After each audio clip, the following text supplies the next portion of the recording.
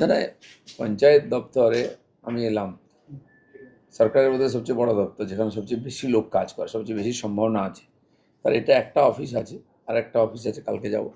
কাজ একটা, এখানকার যারা অফিসাররা ছিলেন, যেহেতু আমি অনেক দেরিতে এসেছি, তো তাদের সঙ্গে প্রাইমারি কথাবার্তা হলো, ইন্ট্রোডিউস হলো, বাজেট থেকে আরম্ভ করে কীভাবে প্ল্যানিং তৈরি হয়, কোথায় কী সমস্যা আছে।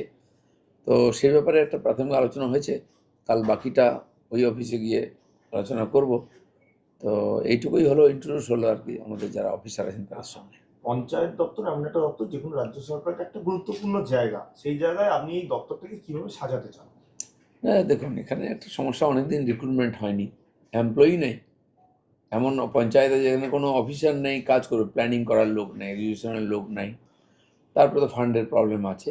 তো এটা অলরেডি কথা হয়েছে, আমাদের সিএম বলেছেন, মাননীয় কৃষিমন্ত্রী এসেছিলেন, তার কাছেও কথা হয়েছে। ফান্ড ধীরে ধীরে তারা, যেমন আবাস যোজনার ফান্ড আসবে, জিরামজির ফান্ড আসবে, কথা হয়ে গেছে, আসতে থাকবে।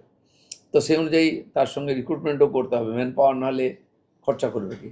এটা আজকে সেক্রেটারি সাহেবের সঙ্গে কথা হলো। তো সেই অনুযায়ী আগামী ক্যাবিনেট মিটিংয়ে যখন বিষয় উঠবে, আমি বিষয়টা রাখবো যে তাড়াতাড়ি ম্যান পাওয়ার চাই, লোক চাই, টাকা চাই, নাহলে কাজই হবে না। পঞ্চায়েত না চলে গ্রামের বিকাশ হবেই না। তো সেটা আমি আজকে বোঝার চেষ্টা করলাম, খানিকটা আবার একটু বসতে হবে, সময় লাগবে একটু, কিন্তু আমরা তাড়াতাড়ি এই ব্যাপারে কাজ শুরু করবো। না, গাফিলতি তো পুরোটাই আছে, ম্যান পাওয়ার রিক্রুটমেন্টই হয়নি।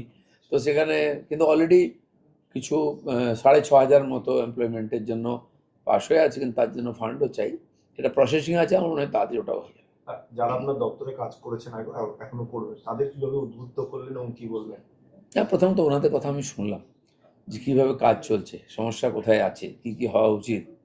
তো সেইগুলো নিয়ে আমি ক্যাবিনেট মিটিংয়ে আমাদের সিএমের সঙ্গে কথা বলবো, কেন্দ্রের সঙ্গেও কথা বলবো। আর তারপরে ধীরে ধীরে আমি নিজেও ফিল্ডে যাব, জেলায় যাব, অফিসারদের সঙ্গে কথা বলবো, ওখানে ফলো আপ, মনিটরিং কী হচ্ছে না হচ্ছে এটাও দেখতে হবে। দপ্তরে বসে দেখবেন না, ফিল্ডে গিয়ে না, দপ্তরে বসার আমার তো অভ্যাস নেই, দপ্তর ফপ্তর চালানো। আমি তো প্র্যাকটিক্যাল দেখেছি আগে, এখন থিওরিটিক্যাল দেখছি এখানে এসে।